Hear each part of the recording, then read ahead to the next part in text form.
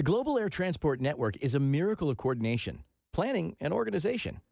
Every day, tens of thousands of flights take off and land, connecting every continent of the world.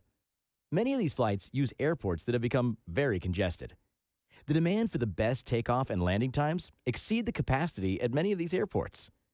Ensuring that the allocation of these scarce slots is done fairly and transparently is down to the rules and principles of the Worldwide Airport Slot Guidelines, or WASG, which have been developed by airlines, airports, and slot coordinators.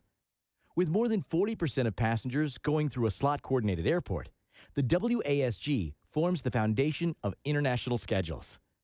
Some airlines have 100% of their flights managed by the slot process.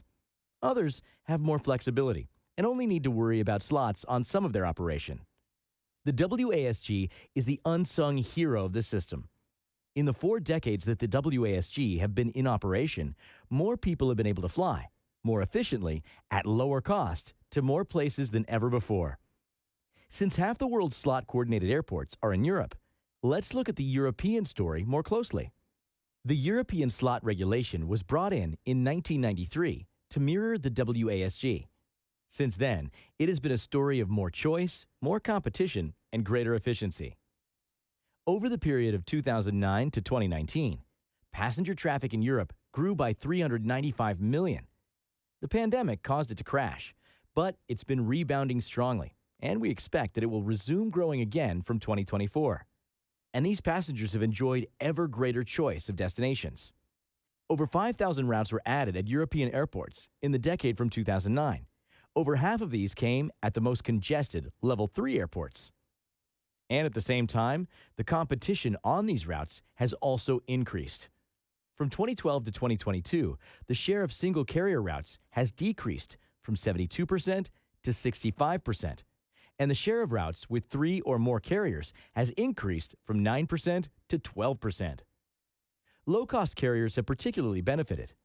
According to ACI Europe, between 2009 and 2019, LCCs grew 135.6%, whereas full-service carriers declined by 7%. A good example is that EasyJet has grown to have one of the largest slot portfolios in Europe due to its successful strategy and continual use of the WASG policy to enter and grow at slot-constrained airports. And the efficiency has also strongly increased. The capacity utilization at the busiest airports is now around 95 to 98%, thanks to the discipline of the existing slot rules. And the average number of passengers per flight in the EU has risen from 95 to 121. That is helping to drive down the emissions per passenger too. So, it is clear that the European slot regulation has been, and continues to, work well for the aviation industry, and more importantly, for travelers.